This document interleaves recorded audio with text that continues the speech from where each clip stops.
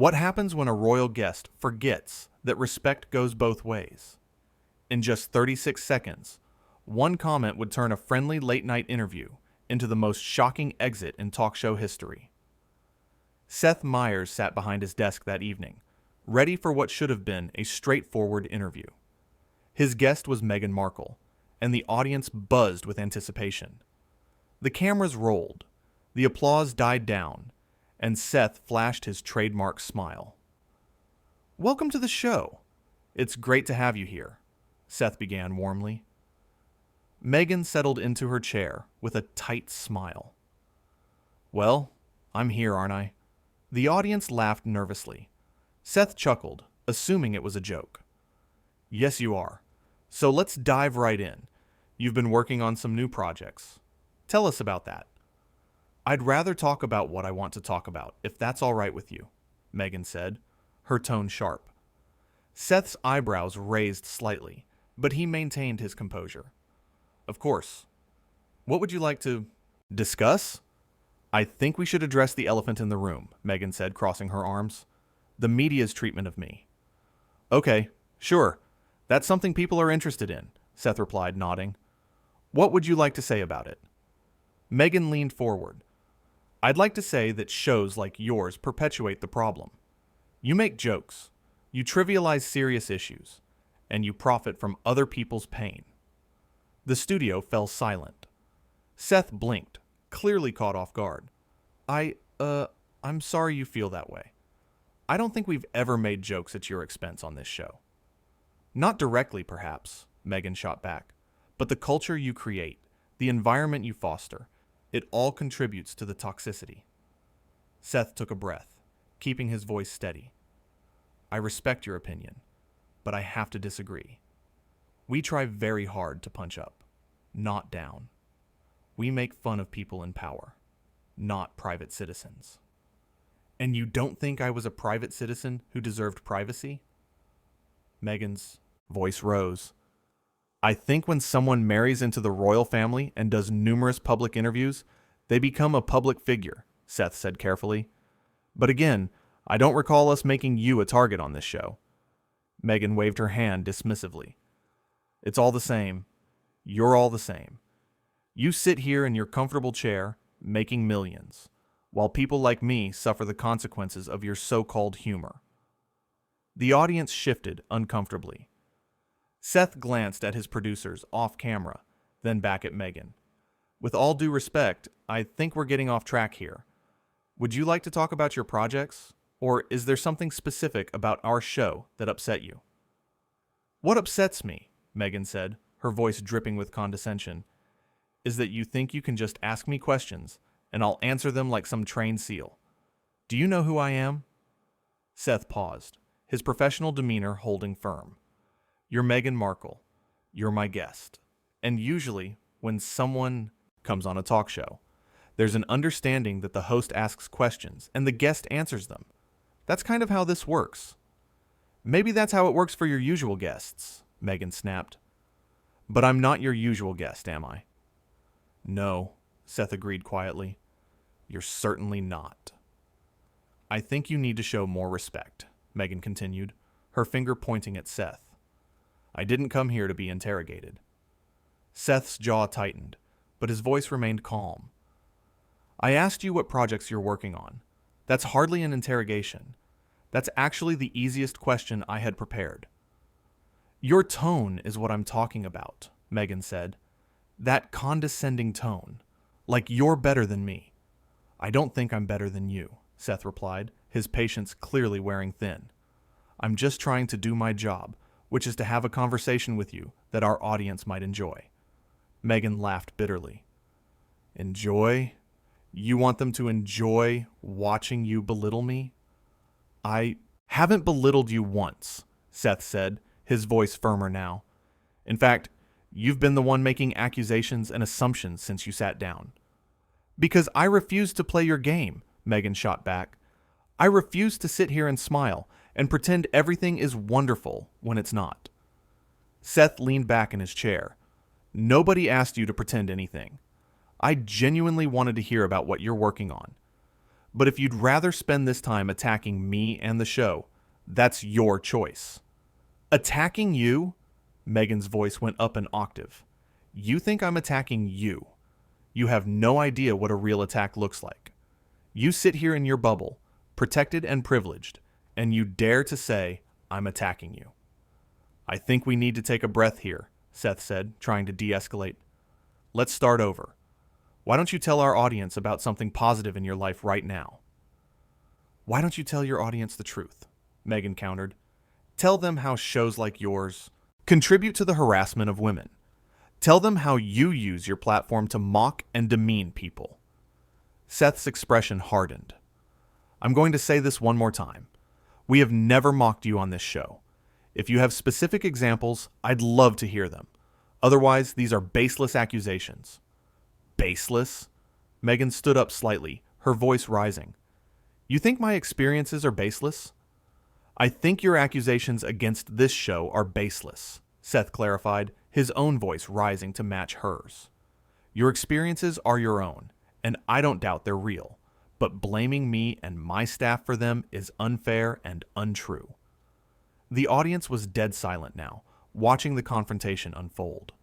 Meghan's face flushed red. Unfair. You want to talk to me about unfair? Do you have any idea what I've been through?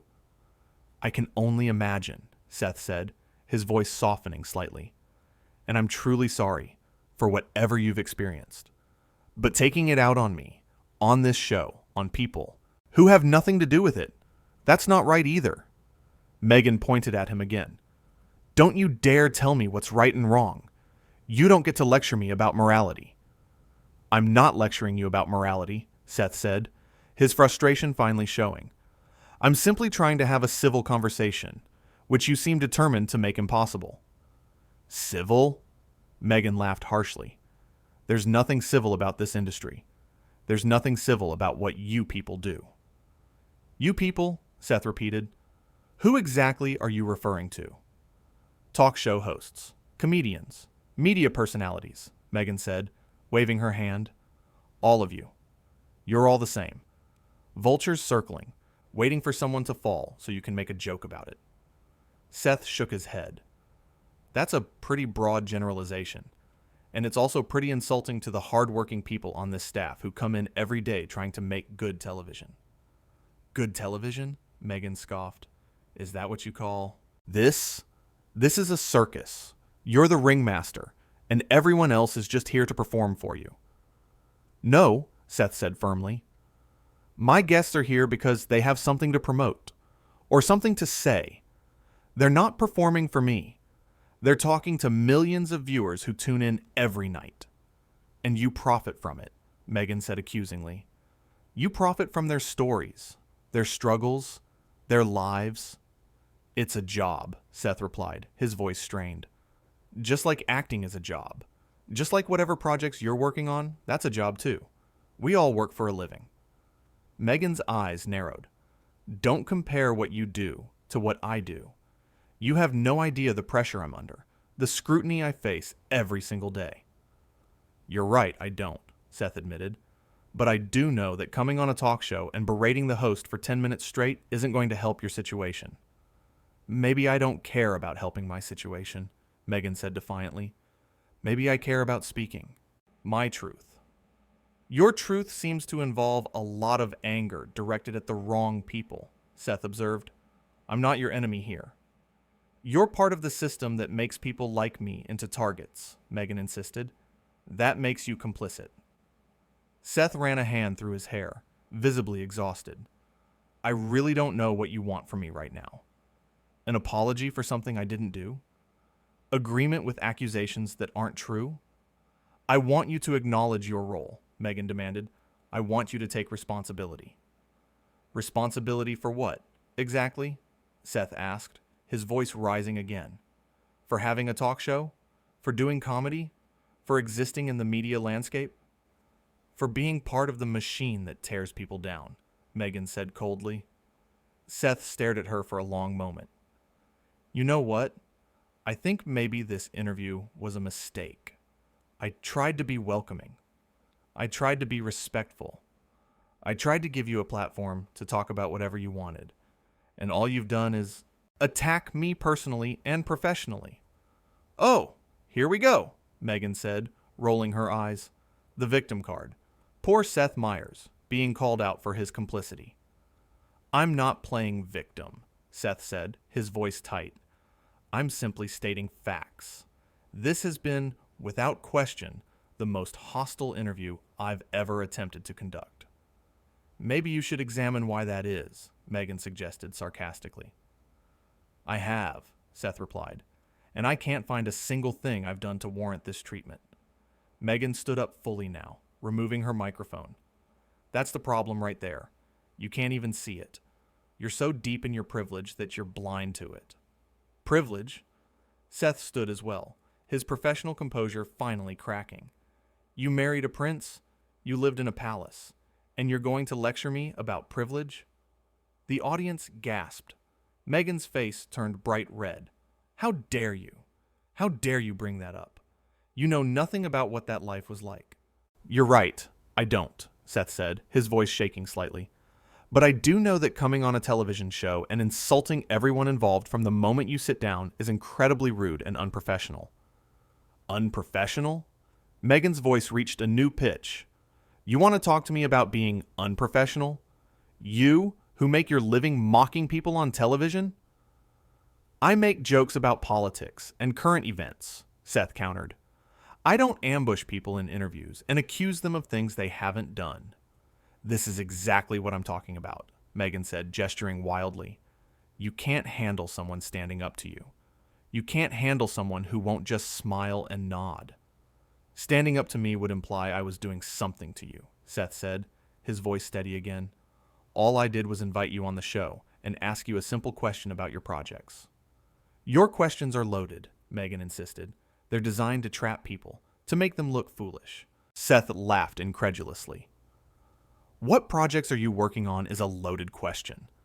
That's the most basic, standard talk show question in existence. It's not what you ask, it's how you ask it, Meghan said. The smirk, the tone, the superiority complex. There was no smirk, Seth said, exasperated. There was no tone. There was just me, trying to have a normal conversation, while you decided to turn this into a confrontation. I'm done with this, Meghan announced, pulling her microphone pack off completely.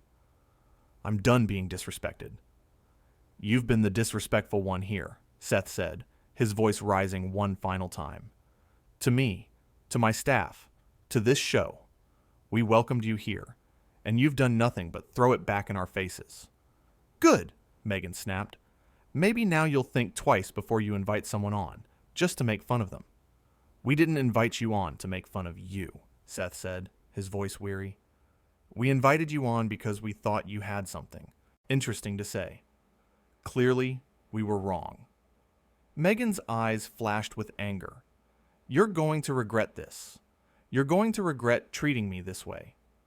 The only thing I regret, Seth said quietly, is not ending this interview 5 minutes ago when it became clear you had no interest in having an actual conversation. You can't handle a strong woman who speaks her mind, Meghan said, gathering her things. I can handle plenty, Seth replied.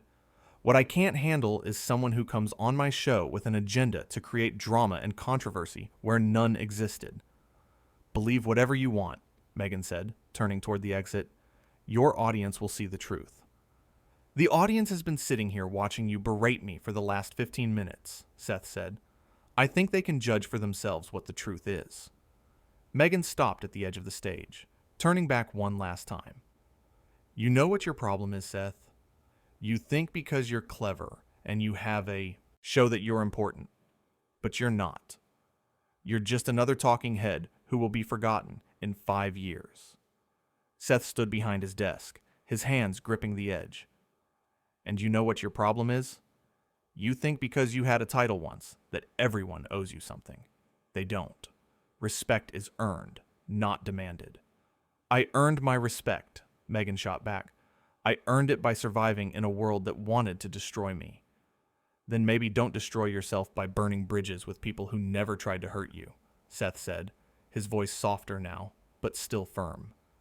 Meghan shook her head. You just don't get it. You never will. You're right, Seth agreed. I don't get why someone would come on a talk show just to pick a fight. I don't get why you'd waste everyone's time like this. And I don't get why you think alienating people is going to help your cause. My cause, Meghan said slowly, is to speak truth to power. And you, sitting there behind that desk, you are power. No, Seth said, shaking his head. I'm a comedian with a late-night show. I'm not power. I'm just a guy trying to make people laugh, and maybe have some interesting conversations along the way. Well, this conversation is over, Meghan declared. It was over before it started, Seth replied. You made sure of that. Meghan turned on her heel and walked off the stage, her footsteps echoing in the silent studio. The cameras kept rolling, capturing every moment. Seth stood there for a beat, looking at the empty chair, then at the audience. Well, he said finally, his voice heavy with exhaustion and disbelief. That happened. The audience didn't know whether to laugh or applaud or sit in shocked silence. Most chose silence. Seth ran both hands through his hair, shaking his head slowly. I want to apologize to everyone here in the audience and everyone watching at home, Seth continued. That was not what any of us expected or wanted. We try to create a fun, welcoming environment here, and I'm truly sorry you had to witness that. He paused, collecting himself. I don't know what else to say except that we invited a guest on, hoping to have a nice conversation, and instead we got whatever that was. The audience finally started to clap, a supportive sound that grew louder. Seth gave them a small, grateful smile. Thank you. I appreciate that. I really do. He sat back down at his desk, visibly trying to regain his composure. You know, in all my years doing this show, I've never had an interview go like that. I've had awkward interviews. I've had interviews where guests didn't want to be there. But I've never had someone come on with the sole purpose of creating conflict. The audience murmured their agreement. Seth took a sip of water from the mug on his desk. And the thing is, I meant what I said. We've never gone after her on this show. We've never made her a punchline. We've been nothing but respectful whenever her name has come up. He shook his head again, still processing what had just happened. But I guess when someone is determined to see you as the enemy, there's nothing you can do to change their mind. Seth looked directly into the camera. To anyone watching who might have similar feelings about late-night shows or comedy or the media in general, I just want to say this. We're all just people trying to do our jobs. We're not out to get anyone. We're not trying to tear anyone down. We're trying to entertain, to inform, to maybe make you smile at the end of a long day. His voice grew more passionate. And yes, we make jokes. That's what comedy is. But there's a difference between making jokes and making someone a target. There's a difference between satire and cruelty, and I'd like to think we know that difference. The audience applauded again, stronger this time. Seth nodded his thanks. Anyway, I don't want to spend the whole show talking about this. We have other guests who actually want to be here and have actual things to talk about. He glanced at his notes, trying to transition. But I do want to say one more thing. If you're going through something difficult, if you're dealing with criticism or media attention or public scrutiny, I genuinely sympathize. That must be incredibly hard. But taking your anger out on people who haven't wronged you isn't the answer. It doesn't make things better. It just creates more negativity in the world. Seth took a breath. And we have enough negativity already, don't we? We could all use a little more kindness, a little more understanding, a little more benefit of the doubt. He looked at the empty chair one more time. I hope she finds peace with whatever she's struggling with. I really do. But I also hope she realizes that burning bridges and making enemies out of potential allies isn't the way forward. The studio erupted in applause. Seth smiled, this time more genuinely. All right. Thank you. Now let's try to salvage this show and Have some actual fun, shall we? We've got a great comedian coming up next who I promise will not yell at me. The audience laughed, the tension finally breaking. Seth grinned. At least I hope not. At this point, who knows? Maybe I'm just that terrible. More laughter. Seth visibly relaxed, feeding off the supportive energy from the crowd. But seriously, thank you all for sticking with us through that. I know it was uncomfortable. It was uncomfortable for me too, and I was living it. He shuffled his papers, ready to move on. We're going to take a quick break, regroup, and come back with someone who remembers how talk shows are supposed to work. We'll be right back. As the show cut to commercial, Seth sat at his desk, the weight of what had just transpired still visible on his face. The audience buzzed with conversation, everyone trying to process the unprecedented confrontation they had just witnessed. In those 36 seconds, when Meghan first snapped at Seth's opening question, no one could have predicted how completely the interview would derail. What was supposed to be a straightforward promotional appearance had turned into a masterclass in how not to conduct yourself as a guest. Seth had remained professional throughout, never stooping to her level, never losing his cool completely, always trying to steer things back to civility. But Meghan had been determined to make her point, whatever that point was. She had walked onto that stage with anger already brewing, looking for any excuse to unleash it. And when Seth, through no fault of his own, became the target of that anger, he handled it with as much grace as anyone could have expected. The empty chair sat there under the stage lights, a reminder of the chaos that had just unfolded. The production crew scrambled during the commercial break, adjusting the show's format to account for the lost time and the need to lighten the mood. Seth spoke quietly with his producers, probably debating how much of this they would actually air, because that was the thing about live television, or in this case, taped but unedited television. Once something happened, it happened. There was no taking it back, no do-overs, no pretending it didn't occur. The cameras had captured every word, every accusation, every moment of escalating tension. And somewhere, Meghan had left the building, probably convinced she had struck a blow against the establishment, against the system, against the machine.